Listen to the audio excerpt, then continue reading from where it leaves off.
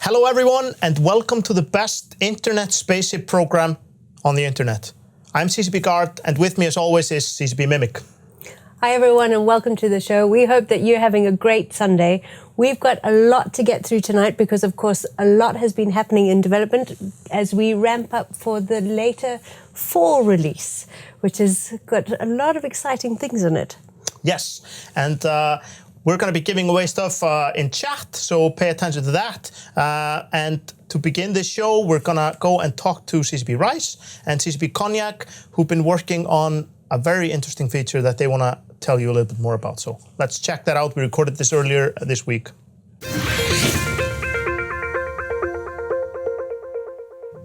This coming November, we're making some significant changes to how people play EVE and how they get to play EVE.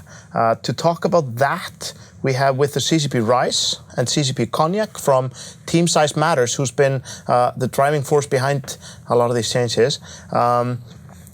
We just recently released a devlog about this, and we've had discussions with the community and the CSM. So this is Clone States, and that's coming in November. Tell us a little bit about what is Clone States for those that haven't been keeping up. Okay, so it's just a change, big change that makes it so that from now on, well, from November on, you don't have to ever pay for EVE if you don't want to. You can play it for free, and the way that we're making that work is that when you're not subscribed, you will just have access to a specific set of skills. Regardless of what you trained in the past, or if you're new, you'll be allowed to use this particular group that we sort of pick, and you can do whatever you want that you know fits within that group. Mm-hmm. And the kind of the core of that set of skills allows for frigates and destroyers and cruisers, mm-hmm. with kind of not a lot of Tech 2 mods in there. So a lot of level 4 skills and level 3 skills, mm-hmm. for those ships. So this means that, for example, someone who hasn't played EVE for a couple of years, they don't have to make the upfront decision of paying for EVE before they just go in to check it out and talk with their friends. Yep. Yeah. If you're coming back, if you've played before, you can just hop in, and your character will be there. You'll use the character you always used before. It'll just use the skills that you have that fit into that set instead of your whole skill list. Okay, so like all your skills will still be there, but mm-hmm. like, yep. the ones that are out of reach for alpha clones will just be temporarily disabled until you. As soon as you decide to subscribe, you'll get all your own skills back. Yeah. Okay, cool. And then you're once you subscribe, you're in the Omega state. Yes.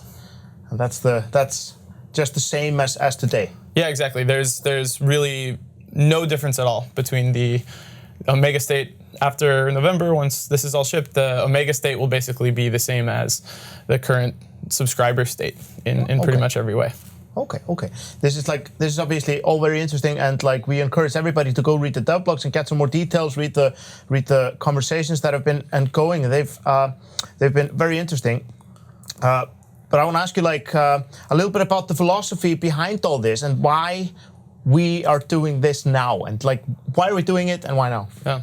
I mean, we've wanted to actually do it for a while. We've been trying to find a good way to do it for, at least a couple years now, mm-hmm. and the big driver is just that EVE is better the more people are playing it. That's, because it's a single shard, because so many of the systems allow for such deep social gameplay, it's just better to have more people. And so we've been trying to find a way to open it up so that, the barriers created by subscription aren't always there. And we know that those are real barriers for a lot of people. We see in exit surveys for people who are leaving the game, or from feedback from new players, that a lot of time they wish they could play, but they can't just make it work for whatever reason, and we want them to still be able to be a part of the universe somehow. And this harsh cutoff of your trial finishes 14 days in and you're just out. It's no longer gonna be there. You're gonna get your own time to get acquainted with things. Yeah.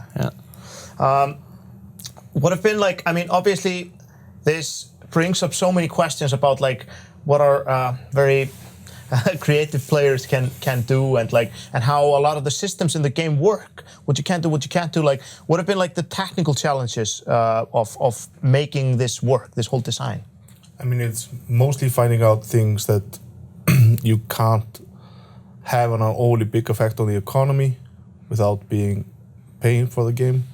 So it's like it should never be more economic to run alpha characters than an omega character to get stuff into the game, but still being able to enjoy the game to the fullest.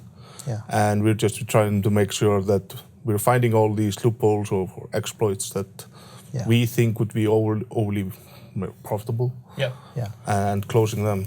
Yeah. So, but still trying to keep the alpha states as little restricted as possible. Yeah, exactly. Yeah, so it's quite a balancing act to make it enjoyable, but not, too powerful, so that you don't need to subscribe. Yeah, I mean, or don't want to. Right. We want people that are subscribed and are dedicated to the game and have been for a long time to have that still be really highly valued by us and by the game systems, and make sure that kind of that's where, especially a lot of the core economics in the EVE universe are kind of protected, because if it's free and we don't want everybody to feel like they need to make infinite free alts to run production jobs or something like that, because it's technically more efficient than doing it from one paid character. That's just bad for everyone. It's not a great experience for players. Exactly. Messes up the economy a whole lot, and it's obviously kind of the business would fall apart as well. So which is a bad thing. It's not great. We like working here, so. So yeah. But what have been like the most the problem areas and concerns for you guys? What have been like the areas that you see could have been problematic if not thought about correctly? Mostly.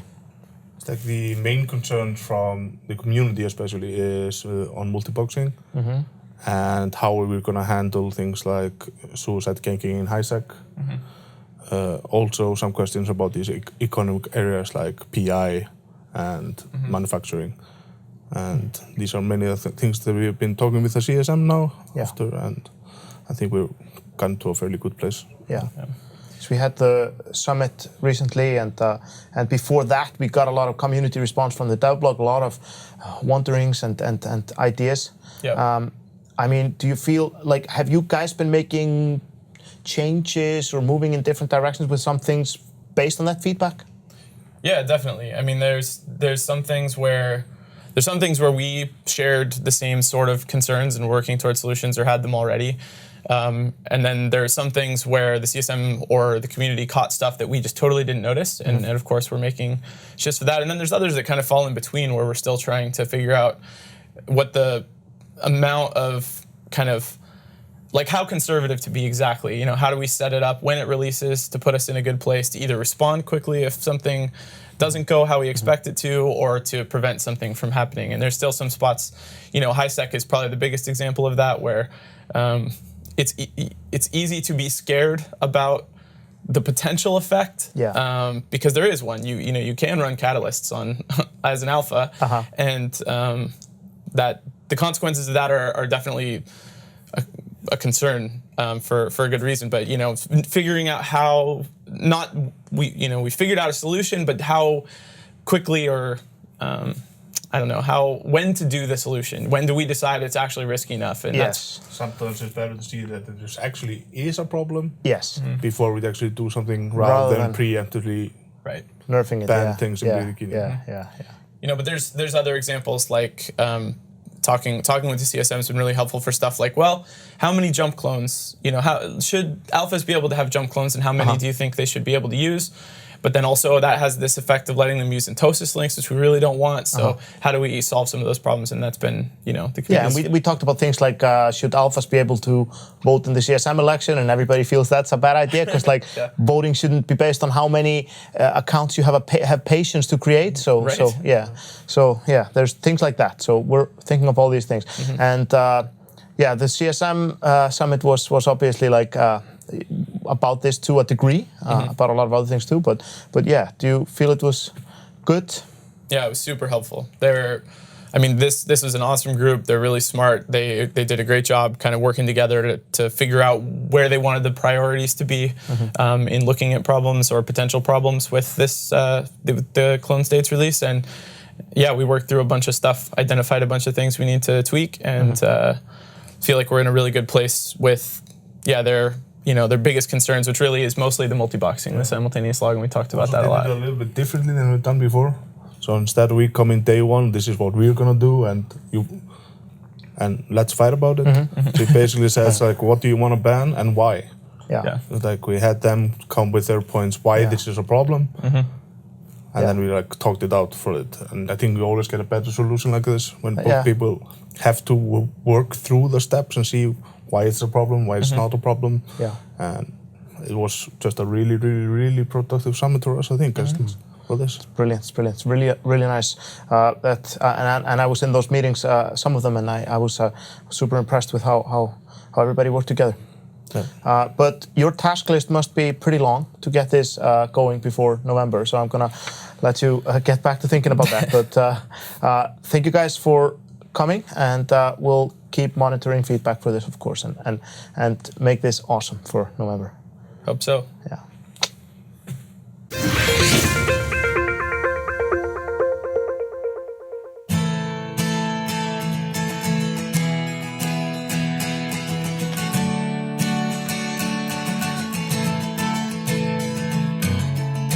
I often imagine a region of New Eden without war or strife or hate.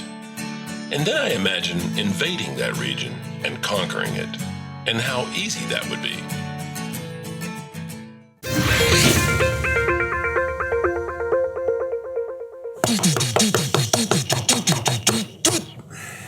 Welcome to the news at 07. The CSM Summit took place here in Reykjavik from September 12th through to the 15th, with all 14 CSM members on site. Both the CSM and EVE's developers were very happy with the discussions that took place on a wide variety of topics. The next CSM event will be a CSM panel at EVE Vegas, where 7 of the 14 will be in attendance. We caught up with a few CSM members at the summit here in Reykjavik, so let's hear what they had to say.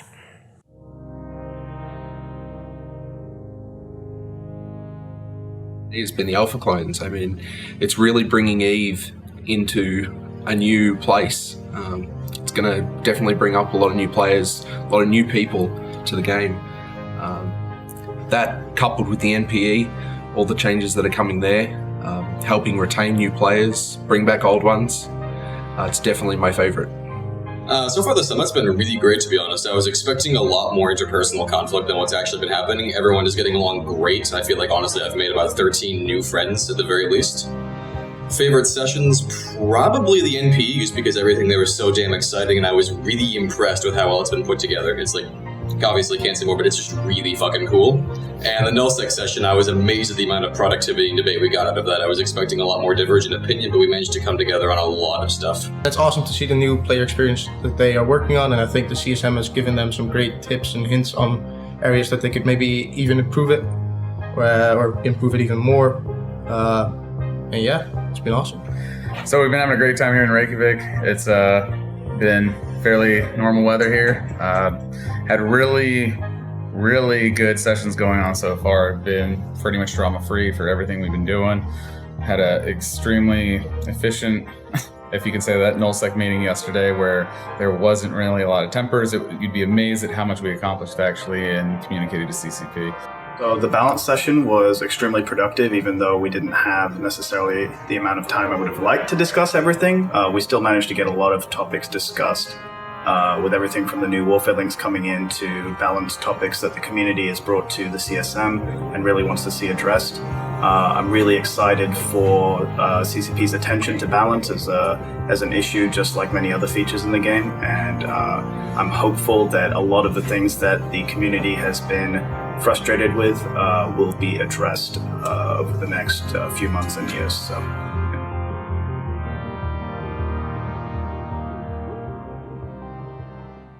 The The coronation of Empress Khatice I takes place this Tuesday, September the 27th. Khatice Tashmokan earned her right to rule the Umar Empire following her champion's victory in the Umar Championships earlier this year. Rumours have it that Empress Khatice herself might make an appearance in the system of Umar on the night of the coronation. We're sure the system will be crawling with her loyal followers and fans. The public fleet organisers at Massive Racks are hosting their second event on Sunday, October 2nd.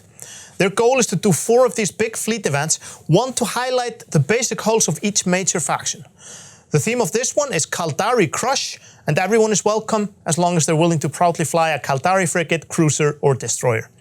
Lead FC will be Cerventos, and the event starts at 1900 hours Eve time. That's October 2nd.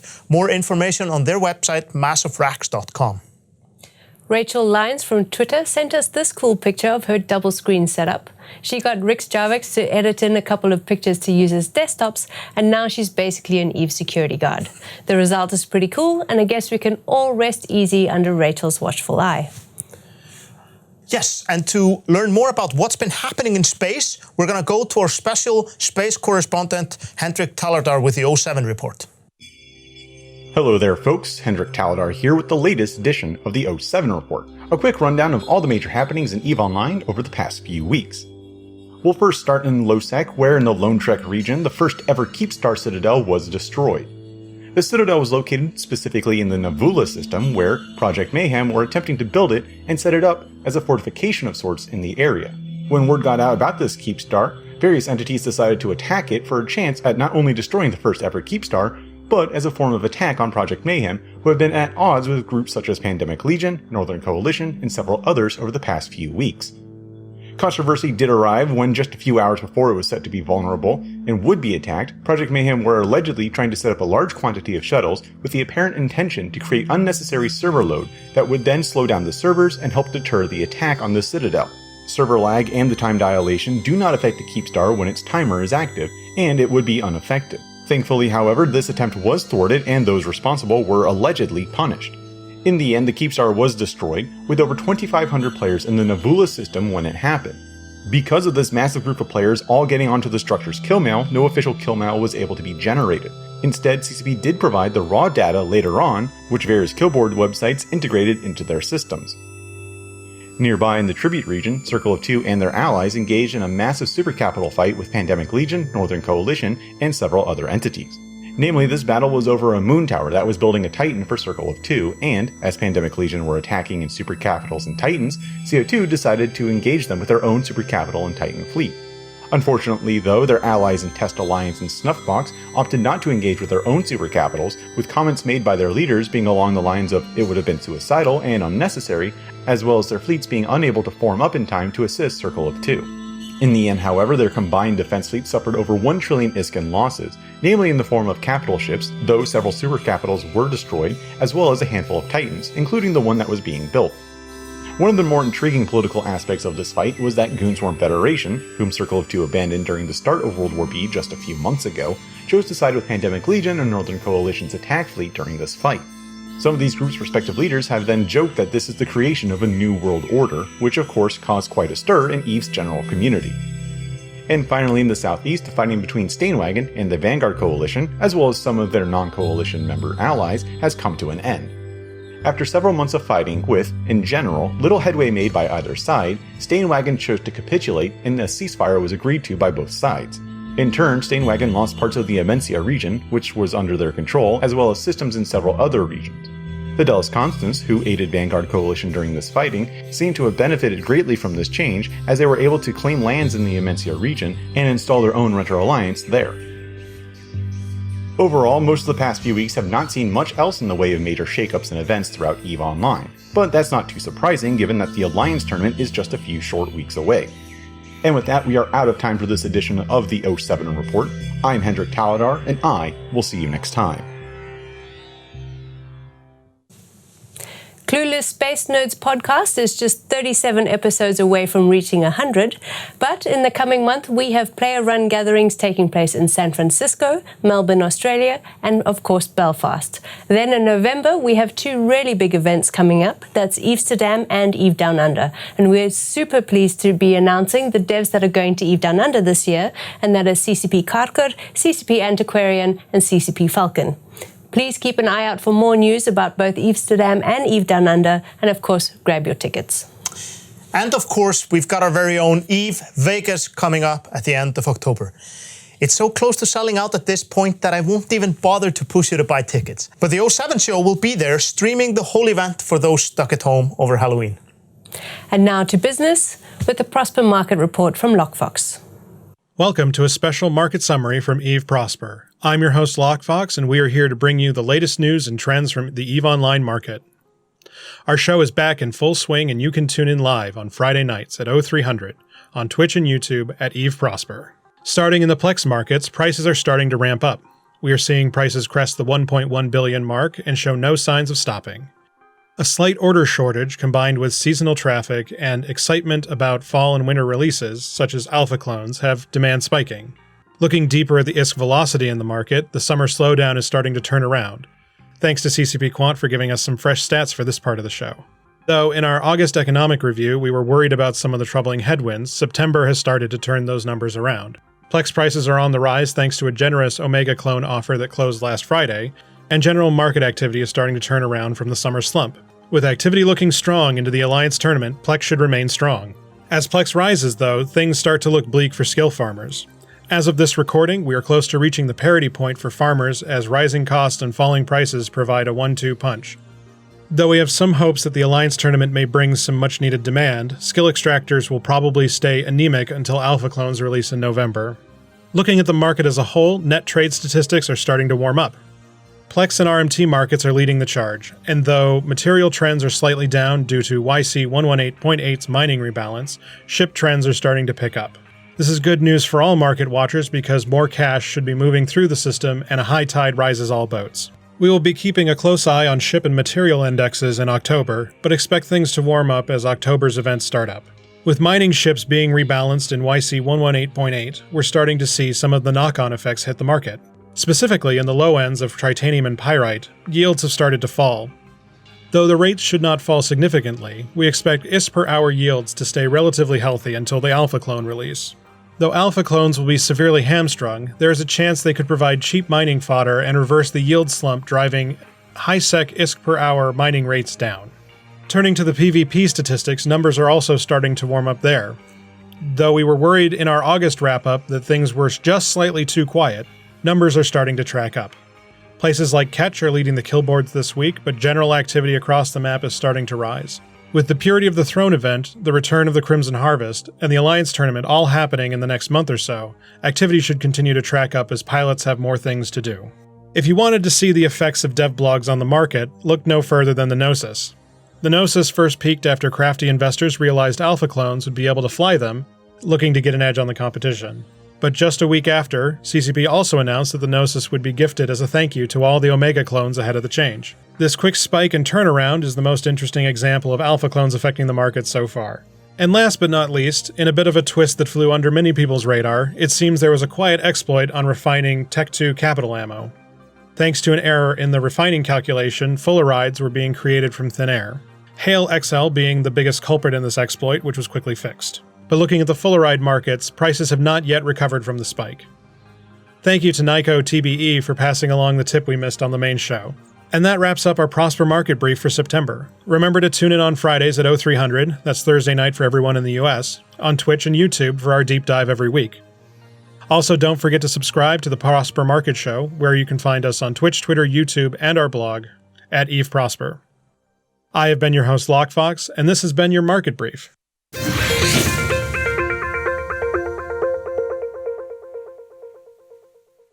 Hello, I'm CCP Logibro, Head of Esports here at CCP and Tournament Director for Alliance Tournament 14.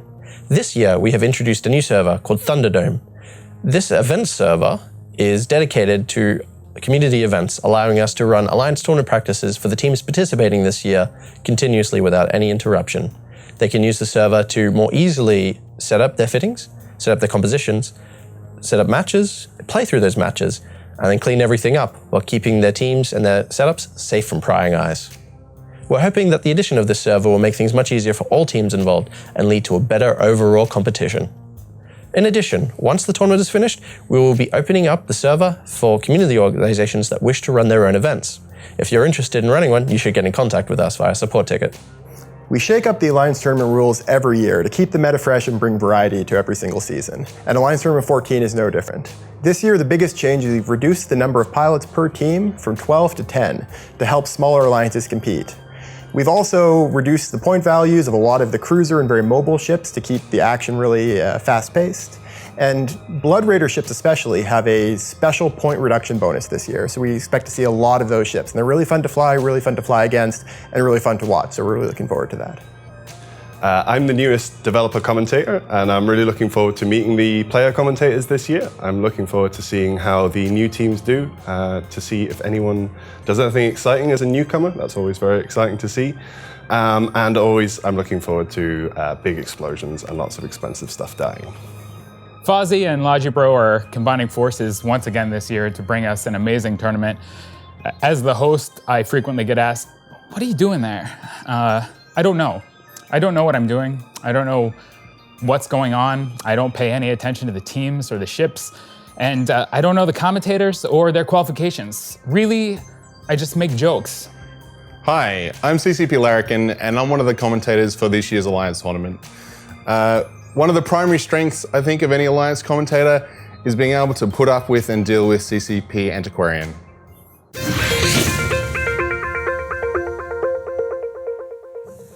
Welcome back to the show. There's a lot of places in EVE, a lot of interesting, unique places out there in this big universe that many of you may not know about, or may not know enough about. So sit back, relax, and let's go stargazing with Stargazer.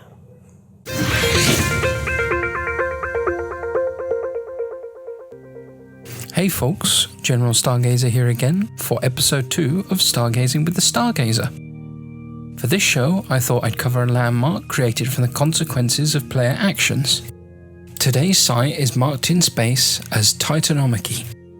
It can be found in the region of Immensia, the constellation of Y46-EN, and the system of B-R5RB.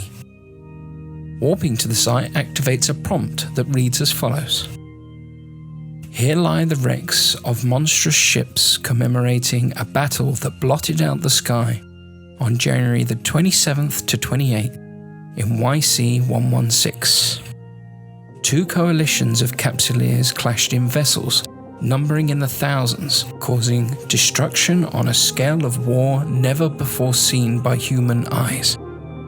Concord elected, after advising the various empires, to leave a few wrecks left on the field for all spacefarers to see. Ostensibly, this was a warning to capsuleers of where their folly would lead them, but those who've encountered the Immortals will know it was more likely taken as an ideal of death and destruction to which they can aspire from now until the end of time. You have entered a graveyard of titans, a silent memorial to one of the grandest, most violent, most cataclysmic battles New Eden has ever borne witness to. Halt your ship, Capsuleer. Take a moment out of the mad swirl of your life to ponder your own impending deaths.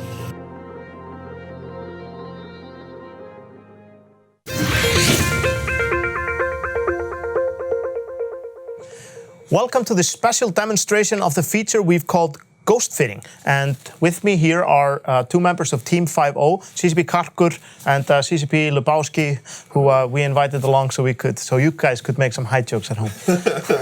Not me. All right, so Ghost Fitting, this is the name we've been using up until now. What is this? What is Ghost Fitting? Why are we making it?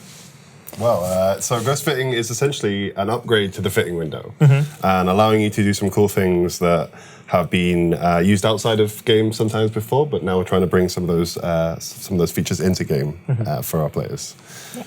So this is going to be available soon to play with on test servers. When you get that, when it's on there, you'll be able to turn it on like all of our experimental features through the escape menu. And once that's done. Okay, so an opt-in beta period, kind of? That's right. We're going to have it opt-in on Singularity and open up to feedback and bug hunting and hopefully get some good feedback there from everyone and then see how we go from there. Let's see what it looks like.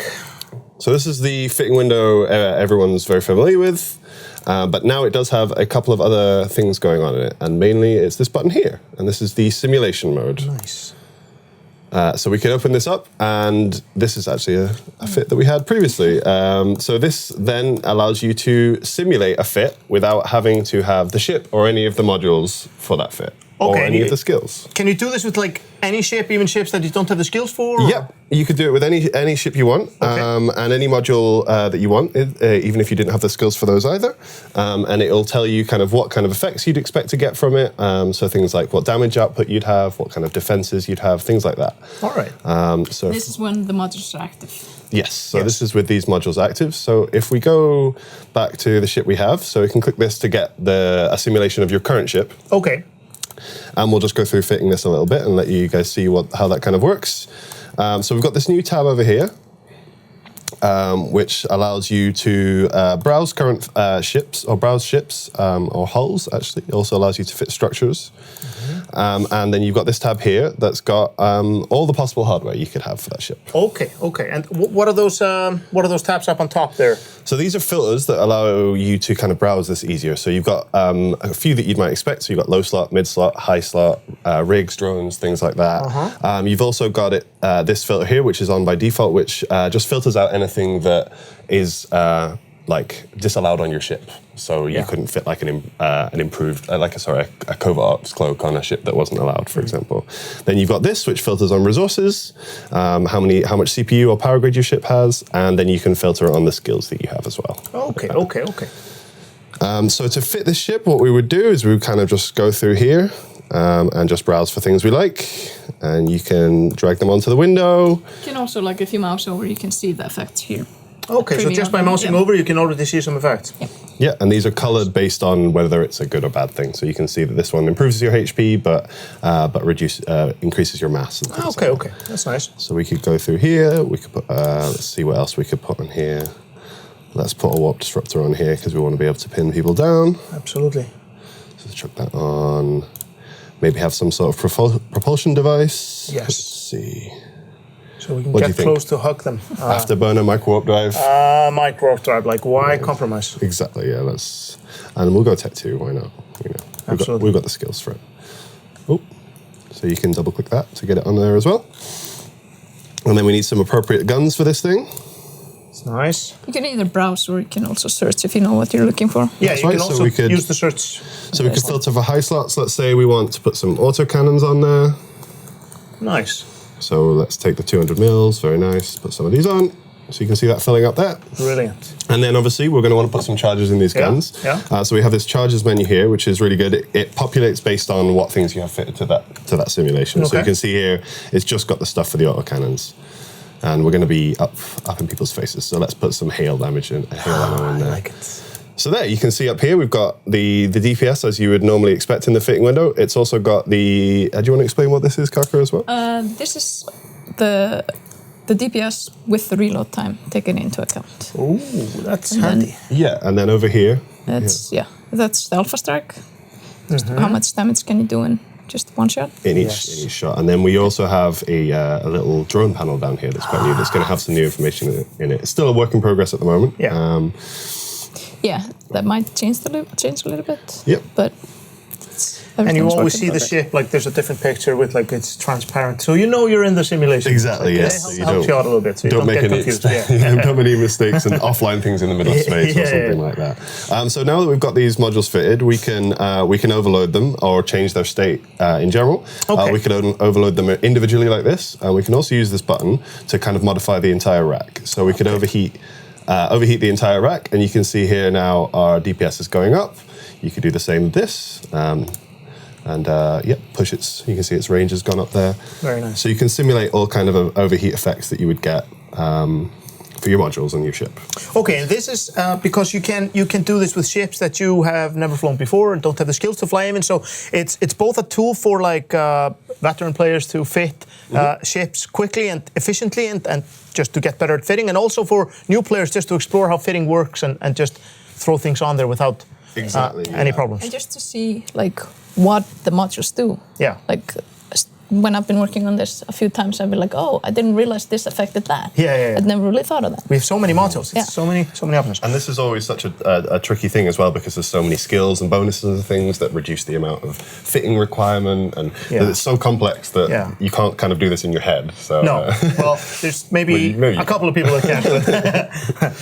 Fossi and Sutonia, nobody else. And then we, yes, and when can we expect to see this on a tester? We're hoping to get this out into people's hands in the coming week.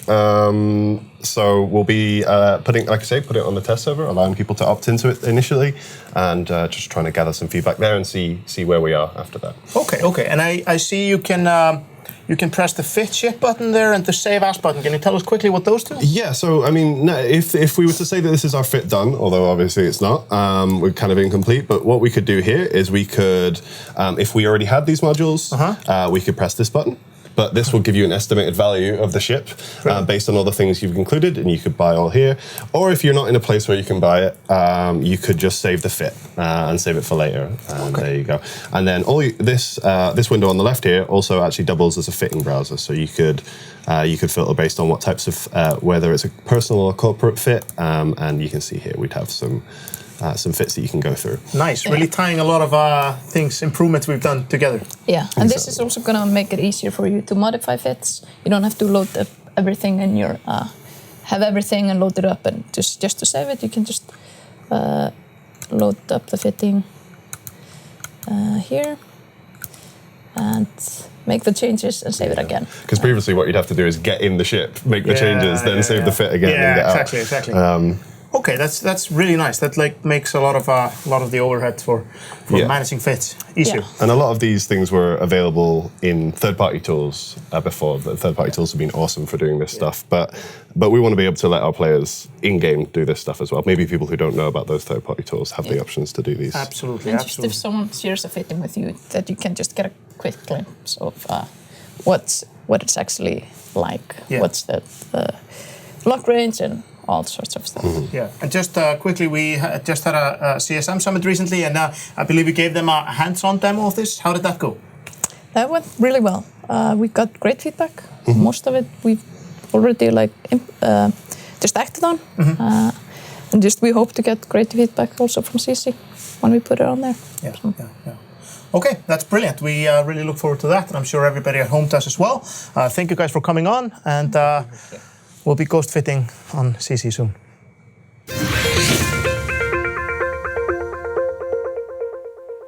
In this ship spotlight, we're going to take a look at the Zealot class heavy assault cruiser.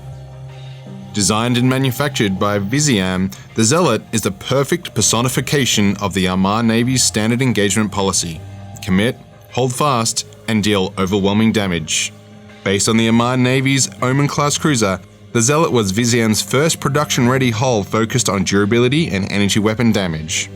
It was immediately approved for production by Grand Admiral Sandara after an outstanding performance in its first test flight.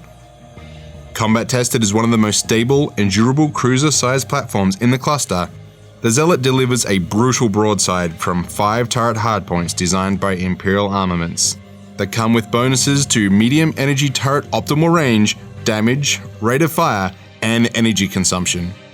Despite its potential for raw damage, the Zealot maintains formidable staying power on the battlefield and is renowned for its balance of vicious damage and the ability to absorb incoming fire. Seen in service with every branch of the Imperial Armed Forces, and most recently with the Imperial Guard as royal escorts to Empress Katiz, the Zealot is easily produced with only a few advanced components required. Zealot blueprints are produced via invention, making copies easy to acquire on the open market, which contributes to this very focused hull's widespread use. That's it for today's Ship Spotlight. See you in space.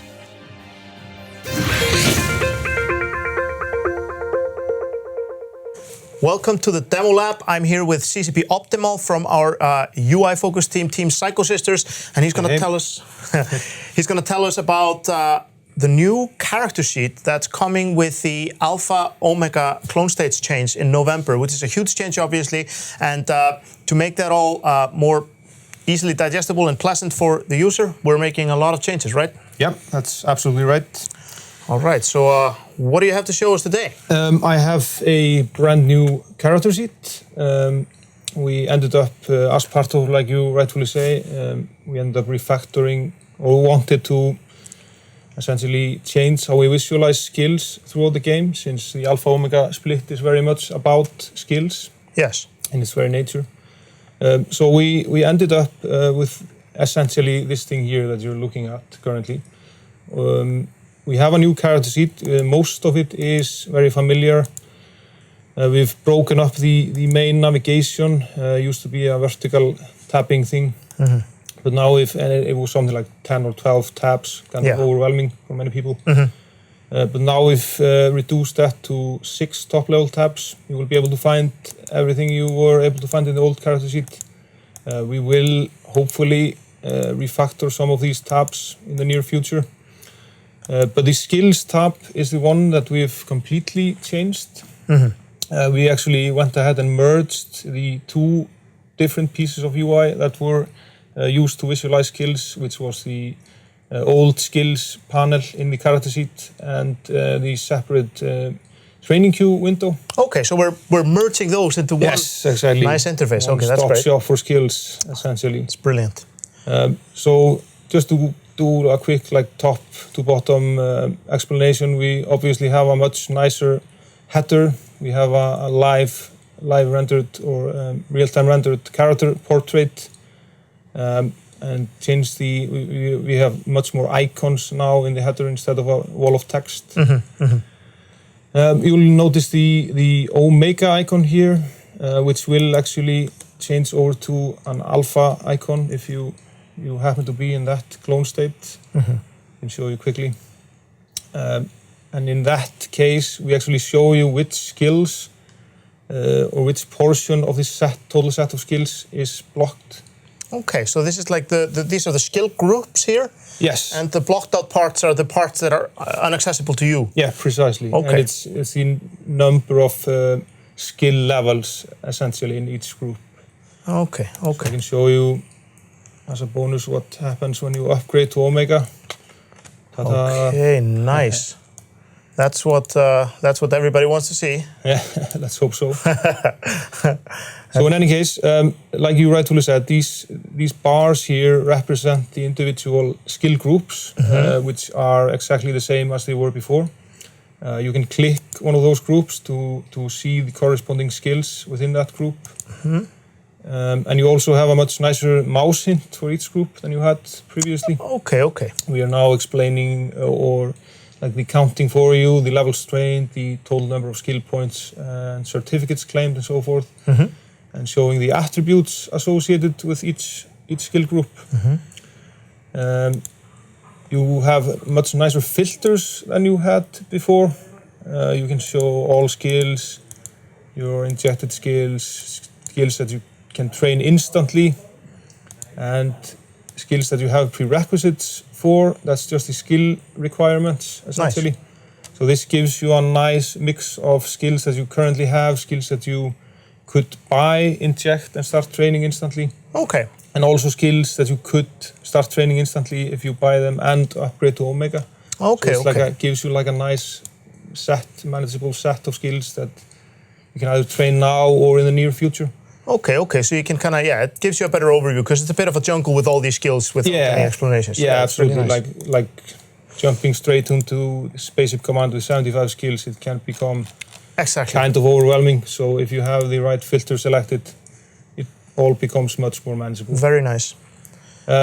We have this quick filter here, so we can type Amar, for example, and that then shows you, well, it's probably better if I have all skills selected. And this filter works a bit differently. It shows you all of the skills from all groups. So typically you know exactly what you're looking for. Let's say Spaceship command or something, and it just gives you the good stuff straight away. Okay, nice. So you don't have to worry about group selection when using that.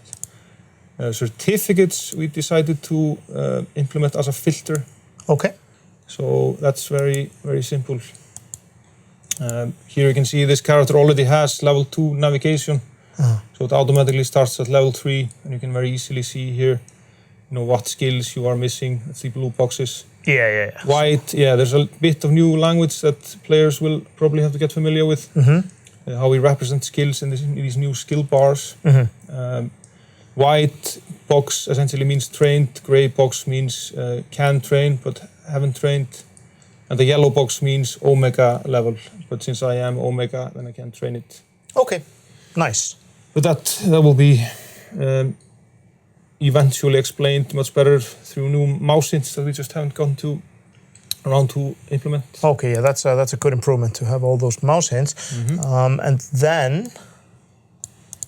So moving on to actually training skills. With the old skill queue, we had a kind of an arcane user-facing transaction kind of thingy where you would have to apply it. It was quite obvious they were trying to protect the server. Yeah. But now you can just go ahead, drag something in, and it starts training. It starts training. Because why else would you, Yeah, exactly. You can just close the window. You don't have to get like a scary pop-up asking you if you really want to train it. Yeah. It just big decisions everywhere. Yeah, exactly. Okay, so and then if you want to drag some more, what happens then? In addition to that, you can now double-click skills to quickly append them to the queue. Okay, and then they go just automatically right after? Yeah, that's right. So I can populate the queue much faster than I could before. And in addition, we are now always showing you, like, for example, now I have a long queue, but I still see an indicator at the bottom that this is going to be appended below. Yeah, okay. And when I drop it, I actually get a confirming animation, so I always know that something happened. It doesn't succeed silently like it could sometimes do with the old queue. Which is scary sometimes. Yeah, exactly. So the only thing that you can actually do now, previously we had a pause and apply button, but now there's just this pause button that you would typically only use if you want to switch to another character, to start training with another character on the same account, or if you're clone jumping or something such. Okay. So this little thing here is essentially just a little reminder icon. This was previously a banner that would appear at the top, but we figured it would be much nicer to just show it here, then players can learn about what the skill injector does at their own pace, not necessarily the very first moment they open up the window. Yeah. This thing here is just adding skills from clipboard, a feature of the old skill queue. And in addition to that, we have a clear skill queue option that wasn't there. Which can be nice if you want to start over, and then... Yeah, absolutely. And then a new feature is that we now show you the exact items or skill books or ships or whatever that is unlocked by training the appropriate level, corresponding level. So that should definitely be a nice addition. Yeah, they should all help people get a better overview of what they're doing and what they want to plan. Yeah, totally. And just because I know some people will wonder if you are running the game on a potato, or if you just want to simplify things a little bit, then you can always choose what it displays and click away the portrait, for example. Or I mean, potato mode is just 2 clicks away. Right? Yes. So Don't no worry, need to worry about potato that. owners.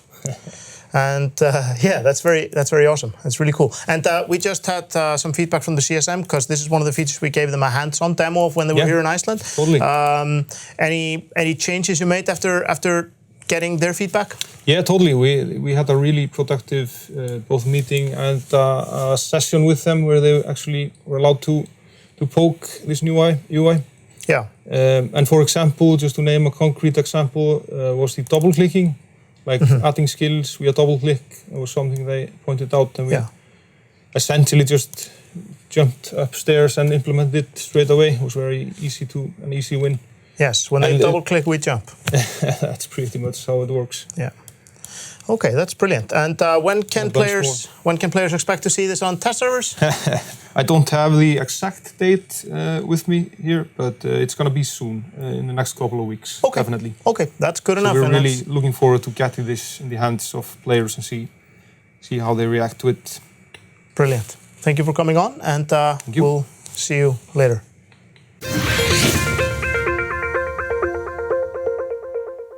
All good things must come to an end, and so it goes. This is the end of the show for tonight, but we'll be back soon. Yes, very soon, in fact. In just over a month, we're going to have 3 full days of broadcast from Vegas. So if you would like to be a part of the show, please send us through an email to evetv@ccpgames.com. We, of course, won't be able to talk to all of you who are going to be at Vegas, but please just let us know that you're going to be there, and we'll try and schedule you in. Some of you will be going on a plane to Vegas soon, but keep in mind that there is one ship that will take you anywhere, and that is the friendship. Good night, and we'll see you later.